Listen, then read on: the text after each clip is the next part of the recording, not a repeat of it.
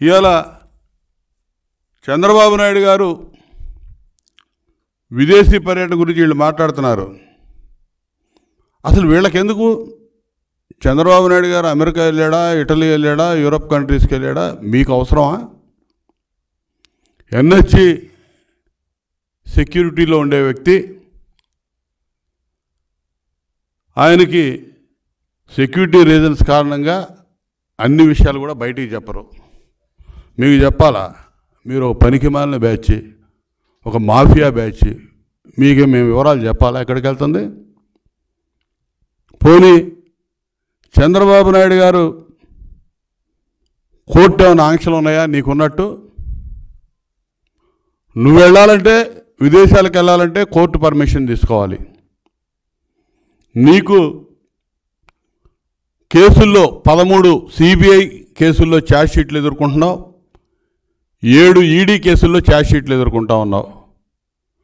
నీ ఆస్తులు చాలా వరకు ఈడీ జప్తు చేసి ఉంది, నీ పాస్పోర్ట్ సీజ్ అయి ఉంది. నువ్వు విదేశ పర్యటనకు వెళ్ళాలంటే, విదేశాలకు వెళ్ళాలంటే కోర్టులో పిటిషన్ వేసి పర్మిషన్ తీసుకొని వెళ్ళాలి. చంద్రబాబు నాయుడు గారికి ఆ అవసరం లేదే. ఆయన పాస్పోర్ట్ సీజ్ అయ్యలేదు, ఆయన మీద ఛార్జ్ షీట్లు ఫైల్ చేయాలని చూసినా కూడా కోర్టు వాటిని నిరాకరించింది. ఛార్జ్ షీట్లు ఫైల్ అవ్వలేదు ఆయన మీద. నువ్వు పెట్టిన పనికిమాలిన కేసులు ఏది కూడా ఛార్జ్ షీట్లు ఫైల్ అవ్వాలా.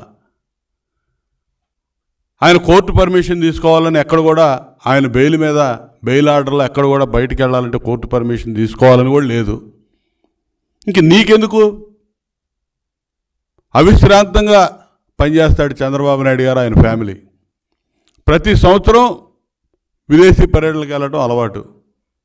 అదేవిధంగా ఈ సంవత్సరం కూడా వెళ్ళారు. నువ్వు చెప్పాలి.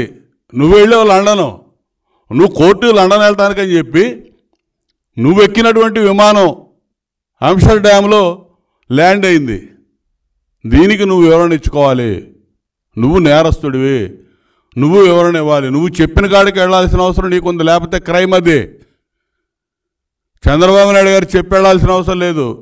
నువ్వు ఎక్కడికి వెళ్తున్నావో కోర్టులో పిటిషన్ ఫైల్ చేసి, నేను పలానా చోటకి పలానా కారణం మీద పలానా పని మీద వెళ్తున్నానని చెప్పి నువ్వు అడిగి వెళ్ళాలి. నువ్వు దాన్ని తప్పితే నువ్వు వైలేషన్, అది నువ్వు వివరణ ఇవ్వాలి. రేపు వచ్చినాక నువ్వు, నీకు పత్రిక ఉంది కదా, ఛానల్ ఉంది కదా అని చెప్పి అడ్డగోలు రాతలన్నీ రాపిచ్చి ఏదో చంద్రబాబు నాయుడు గారి మీద ఒక మచ్చయాలని చూస్తూ ఉన్నావు. నీకులాగా లక్షల కోట్లు ఆయన దగ్గర నల్లధనం లేదు.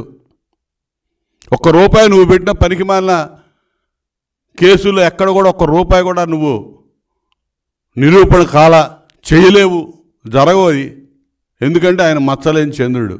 ఆయన ఏ అవినీతి ఆయనకు అంటదో నువ్వు అంటించలేవు. అంటించడానికి ప్రయత్నం చేసావు. నీ దగ్గర ఉన్నటువంటి తాబేదాన్ని, పనికిమాలిన అధికారులను పెట్టుకొని కేసులు పెట్టావు, జైలుకు పంపించి సునకానందం పొందావు. అంతేగాని అంతకుమించి నువ్వేం చేయలేవు. కానీ నీ మీద అట్టగాదే. సిబిఐ, ఈడీ ఛార్జ్ షీట్లు ఫైల్ అయి ఉన్నాయి. 43,000 కోట్లు మీ నాన్న అధికారంలో ఉన్నప్పుడు అధికారాన్ని అడ్డం పెట్టుకొని అడ్డగోలుగా దోచేసావని చెప్పి సిబిఐ ఛార్జ్ షీట్లు ఎదుర్కొంటున్నావు. అసలు నువ్వు చెబుతున్నావు సూట్ కేస్ కంపెనీలు, షెల్ కంపెనీలు అని. అసలు ఆ పదాలు ఉమ్మడి ఆంధ్రప్రదేశ్ రాష్ట్ర ప్రజలకి పరిచయం చేసిందే నువ్వు. సెల్ కంపెనీలు అంటే, షెల్ కంపెనీలు అంటే తెలియదు ఎవరికి, సూట్ కేస్ కంపెనీలు అంటే ఏంటో తెలియదు, క్విట్ ప్రోకో అనే వర్డింగే తెలియదు అసలు ఈ ప్రజలకి. అవన్నీ పరిచయం చేసినటువంటి ఆర్థిక ఉగ్రవాది, ఆర్థిక నేరస్తుడివి నువ్వు, జగన్మోహన్ రెడ్డి. కాబట్టి 16 నెలలు జైల్లో ఉన్నావు. నువ్వు ఈరోజు నువ్వెందుకు పారిపోయావో నువ్వు చెప్పాలి. అసలు లండన్ నువ్వెందుకు వెళ్ళావు? గతంలో లండన్ వెళ్ళేటప్పుడు నీ పిల్లలు అక్కడ ఉన్నారు, చూడటానికి వెళ్తున్నానని చెప్పేవాడి. ఇవాళ నీ పిల్లలు ఎక్కడికి వచ్చి ఉన్నారు, వాళ్ళని తీసుకొని మళ్ళీ లండన్ వెళ్ళావు. వస్తావా తిరిగి? నువ్వు చెప్పాలి ఏ సంగతి.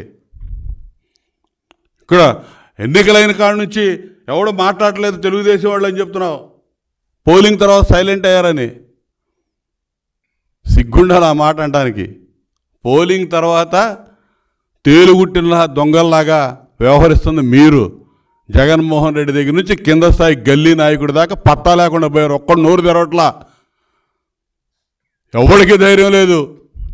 చెప్పానండి పలానా నియోజకవర్గంలో నేను గెలుస్తానని ఎవడన్నా వచ్చి ఇంకా అవాకులు చవాకులు ఆ పనికి మేల 4-5 మంత్రులు, మాజీ మంత్రులు, ఇప్పుడు మంత్రులు ఉన్నవాళ్ళు మాట్లాడుతూ ఉన్నారు తప్ప అప్పుడప్పుడు ఏదో మాట్లాడకపోతే, ఏదో నమ్మబలకపోతే కౌంటింగ్ ఏజెంట్లు కూడా కూర్చునే పరిస్థితి లేదు, ఇయాలే వదిలేసి పోతారని చెప్పి నమ్మించడం కోసం ఏదో తాపత్రయపడుతున్నారు తప్ప అంత మించి ఇంకోటేం కాదు. ఇవాళ మేము బ్రహ్మాండంగా మాట్లాడుతున్నాం అన్ని అంశాల్లో. మా నాయకుడు డీజీపీకి లెటర్లు రాశాడు, నువ్వు చేస్తున్నటువంటి తప్పిదాలు, పోలింగ్ తర్వాత జరుగుతున్నటువంటి తప్పులు, పోలింగ్ తర్వాత జరిగిన హింస మీద సిఈసికి లెటర్లు పెట్టారు. నువ్వు ఆర్థిక క్రమశిక్షణ లేకుండా అడ్డగోలుగా బిల్లులు అవన్నీ నీ కాంట్రాక్టర్లకు చెల్లించాలని చెప్పి చూస్తే దాని మీద గవర్నర్ గారికి లెటర్ రాశాడు మా నాయకుడు చంద్రబాబు నాయుడు గారు. నువ్వు నోరు తెరవలా, నువ్వు కిక్కురుమల్లా, నీ నాయకులు కిక్కురుమంటలా, మీరు పారిపోతా ఉన్నారు ఎటోళ్ళటు. మేము పూర్తి కాన్ఫిడెన్స్తో ఉన్నాం. ప్రజలు మా మీద నమ్మకంతో నువ్వు ఒక పనికి మాలినాడు అని అర్థమయ్యి విపరీతంగా పోలింగ్ చేసి వాళ్ళు ఈ సైకో ప్రభుత్వాన్ని పారదోలాలని చెప్పి మాకు ఓటు చేశారనే పూర్తి విశ్వాసం మాకుంది.